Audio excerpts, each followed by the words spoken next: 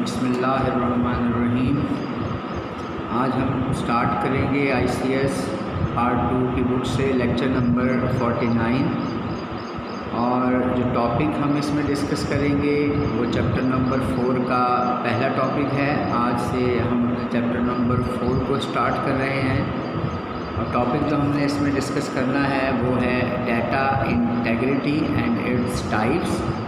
Data integrity क्या होती है और उसकी कितनी किस्में हैं, कितनी किस्म की वो होती है, ये हमने इस लेक्चर में डिस्कस करना है। प्रीवियस लेक्चर्स में हम डाटा इंटेग्रिटी की डेफिनेशन को 12 दफ़ा रिवाइज भी कर चुके हैं, डिस्कस भी कर चुके हैं और यहाँ भी बिल्कुल वही डेफिनेशन हम डिस्कस करने जा रहे हैं। लेकिन हम जो इसकी 2 टाइप्स पढ़ेंगे वो हमारे लिए नहीं होंगी, लेकिन बहरहाल डाटा इंटेग्रिटी की जो डेफिनेशन है वो हमारी पुरानी डेफिनेशन से ही रिलेट करेगी। Data integrity means the reliability and accuracy of data. Data integrity का जो मतलब है वो है कि हम अपने डाटा को रिलायबल रखें और एक्यूरेट रखें। ये हमारा मकसद भी है डाटा इंटेग्रिटी का कि डाटा इंटेग्रिटी हम इसलिए अप्लाई करते हैं डेटाबेस पर ताकि हमारा डेटाबेस रिलायबल रहे और एक्यूरेट रहे। रिलायबिलिटी के लिए रिलायबिलिटी इसलिए ज़रूरी है कि रिज़ल्ट्स हमारे पास जो आ रहे हैं उस पर एतमाद किया जाए कि क्योंकि डेटाबेस की वजह से जो रिज़ल्ट प्रोड्यूस हो रहे हैं वो एक्यूरेट हैं और हम उसको रिलाई करते हैं। ये एतमाद हमारा डेटाबेस पर होना चाहिए, इसलिए हम इंटेग्रिटी रूल्स अप्लाई करते हैं अपने डाटा पर ताकि हमारा डेटाबेस रिलायबल भी रहे और एक्यूरेट भी रहे। It is related to the quality of data. ये डाटा की क्वालिटी से रिलेट करता है कि जितना हमारा डाटा रिलायबल होगा, जितना हमारा डाटा एक्यूरेट होगा, उतनी ही वो क्वालिटी में अच्छा होगा। और it is maintained with the help of integrity rules या कॉन्स्ट्रेंट्स, यानी कुछ रूल्स, कुछ चेक्स हमें अप्लाई करने पड़ते हैं अपने डाटा पर, कॉन्स्ट्रेंट्स अप्लाई करने पड़ते हैं ताकि हम इंटेग्रिटी को अचीव कर लें। इसको दोबारा हम पढ़ लेते हैं। It is maintained with the help of integrity rules constraints to keep data consistent and correct. और ये रूल्स और ये कॉन्स्ट्रेंट्स हम अपने डाटा पर इसलिए लगाते हैं ताकि हमारा डाटा करेक्ट भी रहे और हमारा डाटा कंसिस्टेंट भी रहे। कंसिस्टेंट की डेफिनेशन और करेक्ट की डेफिनेशन जो है वो हम प्रीवियस लेक्चर में डाटा इंटेग्रिटी को डिफ़ाइन करते वक्त कर चुके हैं। तो यहाँ हमारा जो मकसद है वो टाइप्स को डिस्कस करना है। असल there are 2 types of data integrity. Integrity की हमारे पास 2 टाइप्स हैं और उनमें से जो एक टाइप है वो है हमारी एंटिटी इंटेग्रिटी और जो हमारी दूसरी टाइप है वो है रेफरेंशियल इंटेग्रिटी। तो एंटिटी इंटेग्रिटी ये भी हम इसी लेक्चर में डिस्कस करेंगे और रेफरेंशियल इंटेग्रिटी ये भी हम इसी लेक्चर में डिस्कस करेंगे। एंटिटी इंटेग्रिटी को डिफ़ाइन करते हैं हम। Entity integrity is a type of data integrity and is achieved by applying constraints, by applying checks, by applying rules on primary key of the relation। अगर relation में मौजूद जो हमारे पास प्राइमरी की है, अगर मैं इस पर कुछ रूल्स अप्लाई करूं या इस पर कुछ कॉन्स्ट्रेंट्स अप्लाई करूं तो ये जो रूल्स और कॉन्स्ट्रेंट्स अप्लाई करने की वजह से हमें चेक्स मिलेंगे, ये हमारी एंटिटी इंटेग्रिटी कहलाएगी। फिर सुने, entity integrity is a type of data integrity and is achieved by applying rules on primary की। अगर हम प्राइमरी की पर रूल्स या कॉन्स्ट्रेंट्स या चेक अप्लाई करेंगे तो फिर हमें एंटिटी इंटेग्रिटी जो है वो हासिल हो जाएगी, हम उसको अचीव कर लेंगे। ये हमारे पास सिंपल सी डेफिनेशन है, लेकिन हम DBMS में किस तरह इसको अचीव करेंगे। इट स्टेट्स दैट ये एंटिटी इंटेग्रिटी का रूल क्या है वो हम देख लेते हैं। ये रूल है हमारा, जो हमने रूल प्राइमरी की पर लगाना है एंटिटी इंटेग्रिटी को अचीव करने के लिए। Primary key can not contain null value, primary key जो है वो नल वैल्यू नहीं रखेगी। इसका मतलब है कि हम प्राइमरी की के अंदर कोई ना कोई वैल्यू ज़रूर लिखेंगे, उसको हम खाली नहीं छोड़ सकते, उसको ब्लैंक हम नहीं छोड़ेंगे। हमें कोई ना कोई वैलिड वैल्यू जो है वो प्राइमरी की के टप्पल में या प्राइमरी की के रॉ में या रिकॉर्ड में ज़रूर लिखनी पड़ेगी, because it is use to uniquely identify the record in a relation, क्योंकि प्राइमरी की वैल्यू ही हमें आइडेंटिफाई करने में मदद देती है रिकॉर्ड को रिलेशन के अंदर। और अगर प्राइमरी की में वैल्यू ही ना हो तो जाहिर सी बात है उस रिकॉर्ड की आइडेंटिफिकेशन नहीं हो सकेगी। लेकिन ये रूल जो है वो ज़रूर अप्लाई किया जाता है डाटा इंटेग्रिटी में, और ये जब प्राइमरी की पर अप्लाई किया जाएगा तो उसको एंटिटी इंटेग्रिटी कहा जाएगा।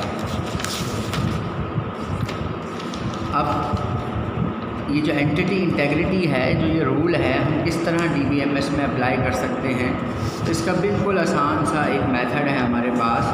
सबसे पहले तो ये डेफिनेशन को देखते हैं, हेडिंग को, how to attain achieve entity integrity. Entity integrity को हम कैसे अचीव कर सकते हैं, किस तरह हम प्राइमरी की पर ये रूल अप्लाई करेंगे कि the value in the primary key should not be blank, value जो है वो ब्लैंक नहीं होनी चाहिए, उसको खाली नहीं छोड़ना चाहिए। DBMS automatically applies the entity integrity. अब ये बहुत ही आपके लिए खुशखबरी भी है और एक आपके लिए सहूलत फैसिलिटी भी है कि DBMS जो एक सॉफ्टवेयर है हमारा, automatically applies the entity integrity. ये रूल ऑटोमेटिकली अप्लाई कर देता है एट्रीब्यूट पर that is used as a primary key. वो एट्रीब्यूट जिसको हम प्राइमरी की बनाते हैं उस पर DBMS ऑटोमेटिकली इन रूल्स को अप्लाई कर देता है, ताकि जो है अब जब भी हम डाटा एंट्री करते वक्त प्राइमरी की फील्ड में डाटा नहीं लिखेंगे तो हमें मैसेज मिल जाएगा कि ये एंटिटी इंटेग्रिटी रूल के ख़िलाफ़ है। This attribute can not contains null value. ये एट्रीब्यूट जो है वो नल वैल्यू नहीं रखेगा। और DBMS displays an error message if the user can not enter any valid value in the PK attribute. अगर आप PK एट्रीब्यूट के अंदर कोई वैलिड वैल्यू एंटर नहीं करेंगे तो DBMS आपको एरर मैसेज देगा कि इसके अंदर वैल्यू ज़रूर लिखें और वो भी वैलिड वैल्यू लिखें। इसको आपको नल नहीं छोड़ना, इसको आपको ब्लैंक नहीं छोड़ना।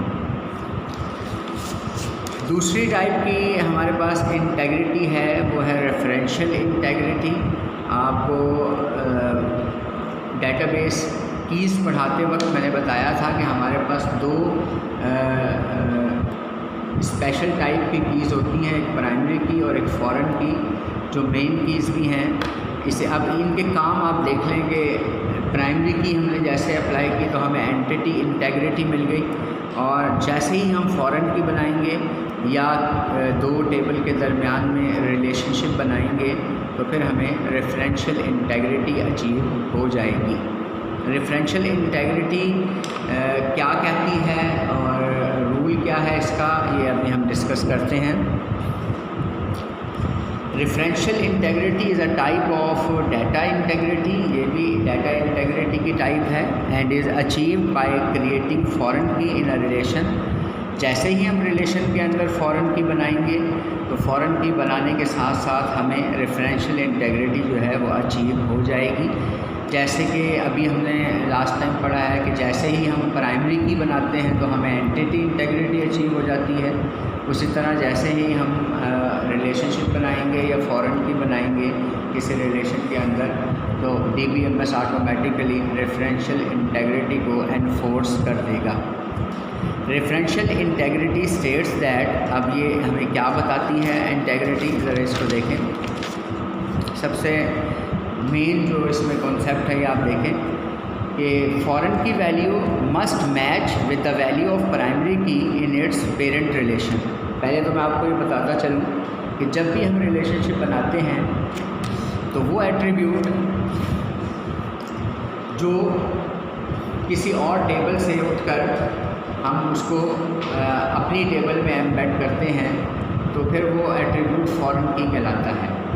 अब जिस टेबल के अंदर फॉरेन की आएगी वो हमारा चाइल्ड टेबल होगा, और जहाँ से वो आ रही है, जहाँ से हमने उसको लेकर आए हैं, एम्बेड किया है, लिंक दिया है, तो वो जो है वो पेरेंट टेबल कहलाएगा। तो उधर वो एक प्राइमरी की थी। अब पेरेंट टेबल की प्राइमरी की के अंदर जो जो वैल्यूज़ लिखी हैं, फॉरेन की में भी वही वैल्यू का होना ज़रूरी है। हम प्राइमरी की वैल्यू से हटकर फॉरेन की में वैल्यू एंटर नहीं कर सकते। बात को समझें। फॉरेन की के अंदर जो कि पेरेंट चाइल्ड टेबल के अंदर हमारे पास फॉरेन की है, अब मैं इसके अंदर जैसे ही वैल्यू लिखूँगा तो DBMS इस वैल्यू को मैच करेगा प्राइमरी की वैल्यू से पेरेंट टेबल की प्राइमरी की जो वैल्यूज़ लिखी हुई हैं उनसे मैच करेगा। अगर किसी भी वैल्यू से मैच कर जाती है तो वो उसको एक्सेप्ट कर लिया जाएगा, और अगर मैच नहीं करती तो फिर उसको एक्सेप्ट नहीं किया जाएगा। अब मैं इसको एक थोड़ी सी एग्जांपल के थ्रू आपको समझा देता हूँ। जैसे मिसाल के तौर पर हमारे पास, वैसे ही मैं एग्जांपल आपको दे रहा हूँ, एक SID है, एक हमारे पास SNAME है, और एक हमारे पास फैकल्टी ID है। ये हमारे पास 3 एट्रीब्यूट्स हैं। अब ये इसी तरह एक फैकल्टी की हमारे पास टेबल है, ये फैकल्टी ID है, और ये फैकल्टी नेम है। अब आप देखेंगे ये हमारे पास प्राइमरी की है, ये हमारे पास प्राइमरी की है। ये बात अभी आपको समझ में आएगी। ये प्राइमरी की इधर आकर फॉरेन की बन गई। अब ये हमारे पास चाइल्ड टेबल हो गया, और ये हमारे पास पेरेंट टेबल। अब वो कह रहा है कि अगर हम इधर वैल्यू लिखें तो जो ये वैल्यू हम लिखेंगे ये मैच करनी चाहिए यहाँ की वैल्यूज़ से। मिसाल के तौर पर आप ये देखेंगे, अगर इधर 101 है, इधर 102 है, इधर 103 है, और ये इनके नाम हैं फैकल्टीज़ के, तो आप देखेंगे अगर मैं यहाँ वैल्यू लिखूँगा तो 101, 102, 103 में से कोई एक वैल्यू लिखूँगा, क्योंकि चाइल्ड टेबल जो है वो डाटा पेरेंट टेबल के प्राइमरी की से मैच करके उठाएगा।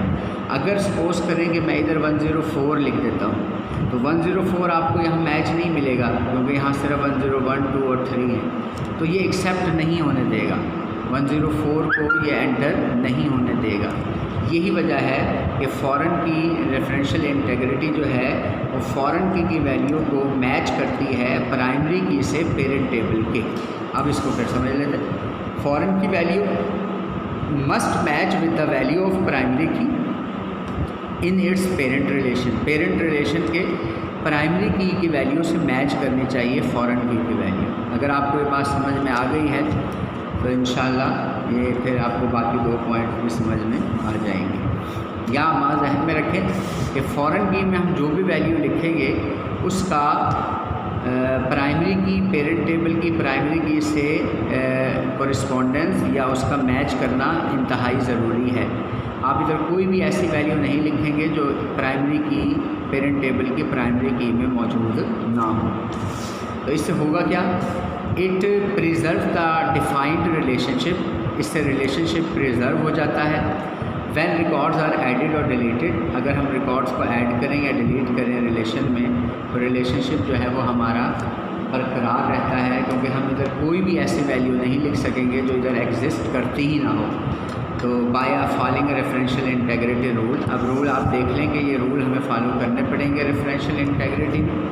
Value that is entered in the foreign की, वो वैल्यू जो कि फॉरेन की में एंटर की जाएगी of the child relation, must exist in a primary की ऑफ द पेरेंट रिलेशन। उसका प्राइमरी की में मौजूद होना ज़रूरी है। ये आप देख लें, जो वैल्यू हमने फॉरेन की में ऐड कर रहे हैं एडिशन में, उसका एग्जिस्टेंस होनी चाहिए प्राइमरी की में ऑफ द पेरेंट रिलेशन। बात समझ में आ गई होगी इंशाल्लाह। Record can not be deleted from the child relation. आप चाइल्ड टेबल से डाटा डिलीट नहीं कर सकते if matching records exist in the parent relation. अगर उसका मैचिंग रिकॉर्ड पेरेंट रिलेशन में एग्जिस्ट करता है तो सबसे पहले आपको पेरेंट टेबल से डिलीट करना पड़ेगा और उसके बाद फिर आपको चाइल्ड से डिलीट करना पड़ेगा। और primary key value can not be change in the parent relation if it's corresponding records exist in the child relation. अगर चाइल्ड रिलेशन में एग्जिस्ट है तो फिर हमें उसको चेंज करने के लिए भी दोनों साइड्स पर चेंजिंग करनी पड़ेगी। तो ये कुछ बातें थी जो रेफरेंशियल इंटेग्रिटी की वजह से फॉलो की जाती थी। रेफरेंशियल इंटेग्रिटी का असल मकसद है कि दो टेबल्स के दरमियान में रिलेशनशिप को बरकरार रखना ताकि किसी भी किस्म का इनकन्सिस्टेंसी जो है वो पैदा ना हो जाए।